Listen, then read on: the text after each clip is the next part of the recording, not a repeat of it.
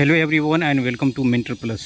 तो आज के दिन में सुप्रीम कोर्ट में सुनवाई हुई और रिजल्ट तक तो नहीं आ पाया, लेकिन बहुत सारा डिस्कशन हुआ। इस वीडियो में बताऊंगा क्या डिस्कशन हुए, एनटीए की तरफ से क्या रखा गया और जो पिटिशनर थे उनकी तरफ से क्या पॉइंट रखा गया। और अल्टीमेटली सुप्रीम कोर्ट के चीफ जज CJI DY चंद्रचूड़ ने बोला कि मंडे को डेट रखते हैं, मंडे को फाइनल हियरिंग किया जाएगा। और मंडे को जो कि 22 जुलाई को है, इसको as a first case consider किया जाएगा 10:30 को, जैसे ही कोर्ट की सुनवाई शुरू होगी। और बिफोर लंच इसको कंक्लूड करके एक कंक्रीट डिसीजन पे वो आ जाएंगे। अब मैं बताता हूँ कि कोर्ट हियरिंग में क्या क्या हुई। तो रफली कुछ पॉइंट्स मैं यहाँ पे सेग्रीगेट करके रखना चाहूँगा। पहले तो उन्होंने पिटिशनर को बहुत टाइम दिया, जो रीनीट के लिए उनके पिटिशनर थे के एडवोकेट्स थे। उन्होंने अपने पॉइंट रखा कि किस तरह से कैंडिडेट्स की संख्या किस स्कोर रेंज में बढ़ी है।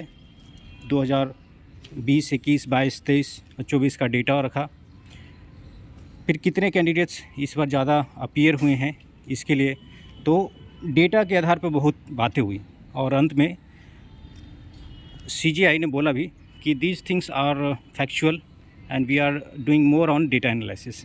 एक पॉइंट और रखी गई, जो IIT मद्रास की तरफ से रिपोर्ट आई थी उसको एक तरह से कट शॉर्ट करने के लिए, डिफेंड नहीं, उसको अपोज करने के लिए पिटिशनर्स की तरफ से बोला गया कि वो जो रिपोर्ट आई है वो 23 लाख कैंडिडेट्स को एक पेज पे डाला गया है। उसमें अगर किसी तरह का डेविएशन देखने को मिलता है 1% का भी, तो भी एक पॉइंट रिप्रेजेंट करता है थाउजेंड्स ऑफ कैंडिडेट्स को। तो उसमें पता चल ही नहीं पाएगा कि अगर 1000 कैंडिडेट्स भी इधर उधर ज़्यादा अगर डिफ्लेशन हुआ पिछले सालों से, तो वो रिपोर्ट से पता नहीं चल पाएगा। उसके जगह पे अगर 1 लाख कैंडिडेट का ग्राफ बनाया जाता बेल शेप, तो ज़्यादा क्लैरिटी आती, तो उसको तो हटा दिया गया। और उस पर और भी कई कंट्रोवर्सी थे, जो कि वहाँ के प्रोफेसर ने ही बताया था कि ये जो रिपोर्ट है इस ऑल यूजलेस। ठीक है। उसके बाद मेनली ये पॉइंट था कि अगर ये जो पेपर लीक है और पेपर लीक के बेनिफिशियरी अगर वाइड लेवल पे हैं, तभी जा कर के सुप्रीम कोर्ट डिसीजन ले सकती है कि रीनीट कराया जाए। अगर ये पता चल जाता है कि वाइड लेवल पे पेपर लीक नहीं हुई है और उसके बेनिफिशियरी एक कुछ लिमिटेड एरियाज़ में है और उसको आइडेंटिफाई कर लिया जाता है, तो for the sake of 23 lakh candidates, उनको भी देखना है कि उनके तरफ से भी नो रीनीट का पिटिशन आया है, तो उन्हें रीनीट के लिए फोर्स नहीं किया जा सकता है। तो इनका सुप्रीम कोर्ट के जजेज का अल्टीमेट टारगेट ही था कि वाइड लेवल पे ये लीक हुई है, ऐसा कुछ प्रूफ आ जाए, या ये प्रूफ आ जाए कि हमें पता ही नहीं चल पा रहा है कि कितने लेवल पे लीक हुई है। अल्टीमेटली हजारीबाग डिस्ट्रिक्ट के लिए जो सेंटर्स थे, वहाँ पे पेपर कैसे पहुँची और वहाँ लीक का केसेस फिगर आउट हुआ था। इनिशियली NTA की तरफ से जो उनके वकील हैं वो मान नहीं रहे थे कि ऐसा कुछ ज़्यादा लेवल पर हुआ है, लेकिन जैसे जैसे फैक्ट्स आते रहे तो वो मानते गए। तो हजारीबाग में पेपर ले जाने के लिए एक ई-रिक्शा का यूज किया गया था, जो कि बहुत ही सुनने में ऑड लगता है कि पेपर जो नीट का, जो कि नेशनल लेवल पे एक एग्ज़ाम होती है, उसके पेपर को आप ई-रिक्शा में कैसे ले जा सकते हैं। और 7 लेवल ऑफ सिक्योरिटी की बात की जाती है, जो कि प्रोटोकॉल में आता है ट्रांसपोर्टेशन ऑफ पेपर के लिए। और ये पेपर वहाँ के Canara bank and SBI bank में ट्रंक्स में रखा जाता है। तो वहाँ पे जो पेपर रिसीव हुआ वो बैंक के कस्टोडियन ने रिसीव नहीं किया, बल्कि एक प्रोफेसर ने रिसीव किया था। और एक ओपन रिक्शा जिसमें छत भी नहीं थी, उसमें एल्युमिनियम के बॉक्स के ट्रंक में ले जाकर के पेपर को रखा गया था। और उसके बाद NTA के तरफ से बोला भी गया कि ये पेपर 1 घंटे 1.5 घंटे पहले लीक हुई थी, जिसमें वीडियो का प्रूफ आया है। जो वहाँ पे CCTV कैमरा है, उसमें एक पर्सन गया, उसमें फ़ोटो खींचे और वो एक घंटे के आसपास वो अपना सारे फ़ोटो खींच करके, वो सोल्वर का जो गैंग था 7 मेंबर्स का था, सोल्वर्स को दिया गया। और उसके बाद जो क्वेश्चन पेपर आए, उसका जो करेक्ट ऑप्शन हुआ है वो कैंडिडेट्स को रटवाया गया। ठीक है। तो सुप्रीम कोर्ट के जजेज ने पूछा कि उसमें कितने कैंडिडेट्स कितने सेंटर्स हैं हजारीबाग और पटना में। तो एनटीए ने बोला कि वही पेपर यहाँ पे ट्रांसफ़र किया गया पटना में। तो उसमें कितने कैंडिडेट्स हैं और उस सेंटर पे कितने पास हुए, कितने कैंडिडेट्स का क्या मार्क्स आया, इसके बेसिस पता चलेगा कितने पिछले साल के कंपैरिजन में कितना उस पर ज़्यादा कैंडिडेट्स इस बार क्वालिफाई किए और कितने कैंडिडेट्स को कितना मार्क्स आ गया। तो इससे पता चल जाएगा उसका इम्पैक्ट कितना ज़्यादा हुआ है। एक बात और आपको बता दूं कि बहुत इम्पोर्टेंट है। सुप्रीम कोर्ट के चीफ जस्टिस DY चंद्रचूड़ जी ने एनटीए को बोला कि आप सेंटर वाइज रिजल्ट पब्लिश कीजिए, उसमें जो उसके confidential information, name and roll number, इसको आप मास्क कर दीजिए, बाकी उसका रिजल्ट पब्लिश करें ताकि सभी को पता चल पाए कि सेंटर वाइज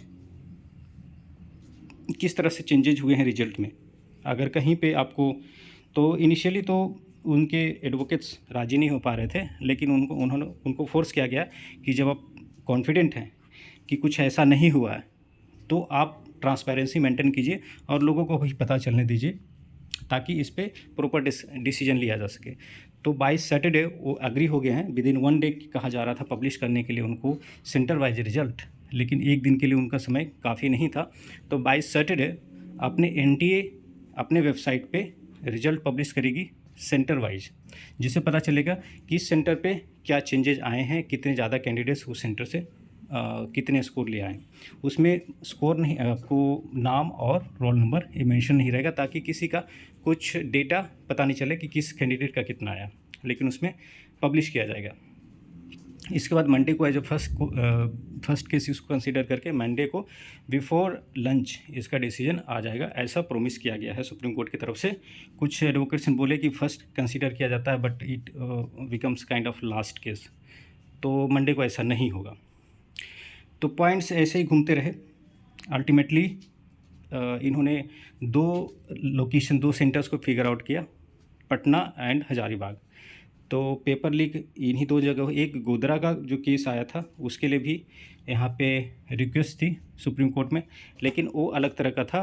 बोला गया कि ये पेपर लीक का केस नहीं है, ये रिलेटेड है चीटिंग से, क्योंकि वहाँ पे जो इन्विजिलेटर थे उनसे मिले हुए लोग थे, उन्होंने बोला था कि पेपर हमारे पास 3 घंटे के लिए रहता, तो 3 घंटे के अंदर पेपर सोल्व करा करके हम इसे मार्क करा देंगे और उसके बाद पेपर को आंसर शीट को इन्वेलप में डाला जाएगा और भेजा जाएगा।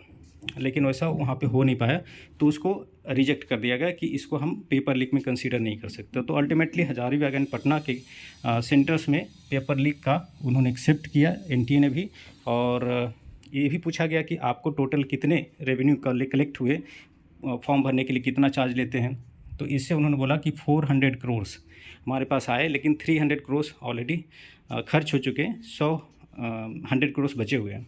अब देखिए 100 करोड़ बचने के बाद भी इनकी इतनी कमियां दिखी कि आप पेपर जैसे चीज़, कॉन्फिडेंशियल चीज़ को आप बिना सिक्योरिटी कंसर्न को देखते हुए आप ओपन ई रिक्शा में ले जा रहे हैं और वहाँ पे कोई और रिसीव करता है, जो बैंक का अधिकारी वो रिसीव नहीं करता है, कोई प्रोफेसर रिसीव करता है। तो इसमें बहुत, देखिए बात ऐसी है कि बहुत सारी चीज़ों को दबाया जा रहा है। अब सारे डेटा एनटीए के पास हैं। एक बीच में आया था कि एक काउंसलिंग बॉडी है, काउंसलिंग प्राइवेट कॉलेज का करके, तो उनके द्वारा 1 महीना पहले ही बताया गया था कि इस तरह से OMR में मैनिपुलेशन करके पेपर लीक होगा, धांधली होगी। तो जब OMR मैनिपुलेट होता है तो इसका प्रूफ कैसे पता चलेगा, क्योंकि OMR जो पहले थी वो भी पेन से रंगा जाएगा, अगर उसमें कुछ चेंजेज किए तो वो भी पेन से किया जाएगा। तो अल्टीमेटली पता कैसे चलेगा कि उसमें कुछ हुआ है। तो अगर पेपर लीक से नहीं हुआ है ये जाता ना इतना रैंक का इन्फ्लेशन, तो OMR में मैनिपुलेशन से हुआ है। अब इस पे छानबीन करनी होगी, लेकिन कोर्ट उस डायरेक्शन में नहीं जा रही है, पेपर लीक तक ही सीमित है। हो सकता है पेपर लीक एक छोटे लेवल पे हुआ हो जिस पे ज़्यादा बेनिफिशरीज नहीं होंगे, लेकिन OMR अगर मैनिपुलेशन होता है तो इसमें मेन कल्प्रिट एनटीए और उसके अधिकारी होते हैं। तो उसको आइडेंटिफाई कैसे किया जाएगा। हो सकता है कि ऐसा डिसीजन आ जाए जो ज़्यादा चांस है कि रीनीट नहीं हो, क्योंकि बीच बीच में CJI के द्वारा ऐसा बोलते हुए सुना गया कि based on this much is it really justified कि हम सारे कैंडिडेट्स को बाध्य कर सकते हैं रीनीट के लिए, इतना सफिशिएंट है क्या। तो ऐसा लग रहा है बिल्कुल कि रीनीट तो नहीं होगा, लेकिन बाद में सच्चाई पता चल सकती है या नहीं भी पता चल सकती है, क्योंकि बहुत कुछ गवर्नमेंट के निगरानी में होती है और जिस तरह से गवर्नमेंट चाहेगी उस तरह से चीज़ें आगे बढ़ेगी। तो क्रक्स यही है कि मंडे के लिए वेट करना पड़ेगा। उसके पहले सैटरडे को आपको रिजल्ट दिखेगा सेंटर वाइज। मंडे को क्लैरिटी आ जाएगी। जो लोग सोच रहे हैं कि, और एक और चीज़, बाई 20th इंस्टीट्यूट को बोला गया है कि आप अपना सीट जो है वो पोर्टल पे अपडेट करें, ऑल इंडिया कोटा 15% का। उसके बाद काउंसलिंग के लिए गवर्नमेंट रेडी है, तो हो सकता है काउंसलिंग बाई 24-25 स्टार्ट हो सकती है। तो इसके लिए भी CGI से बोला गया, तो उन्होंने बोला कि हम तो अपना काम 24 के पहले ही कर रहे हैं, by 22 we will be giving our judgment. तो आप मान के चलें कि 25 से आपकी काउंसलिंग स्टार्ट हो जाएगी, मे बी शेड्यूल आ जाए, क्योंकि इसमें थोड़ी सी भी देरी गवर्नमेंट नहीं करना चाहेगी और गवर्नमेंट भी नहीं चाहती है, जो कि दिख रहा है कि रीनीट हो। और इस आज के लंबे हियरिंग से ही पता चला कि रीनीट बहुत ही मुश्किल है और ये पहले भी पता चल रहा था। तो सुप्रीम कोर्ट का अपना एक प्रोटोकॉल होता है, उन्हें टाइम देना होता है पिटिशनर्स को अपनी बात रखने के लिए, और वो भी बहुत पेशेंस के साथ सुनते हैं। मीनवाइल भी ऑब्जर्व कि CGI DY Chandrachud ji, he looked very tired और बहुत दिमाग लगाना पड़ता है, हरासमेंट होती है, बहुत एनर्जी लॉस होता है, चीज़ों को समझना होता है, एक एक पॉइंट को समझना होता है, तब जाके डिसीजन दे पाते हैं। उनका पहले स्टेटमेंट आता है कि इस तरह से हम कंक्लूड करें, इस बेसिस पे हम ये डिसीजन दे रहे हैं। तो ये इतना आसान चीज़ भी नहीं है, लेकिन आपको मैं बता दूं कि रीनीट बहुत ही मुश्किल है। जो भी कुछ रहेगा अपडेट आपको मैं अपडेट कर दूंगा इस चैनल के माध्यम से। चैनल को सब्सक्राइब करके रखें। Thanks watching, have a nice day.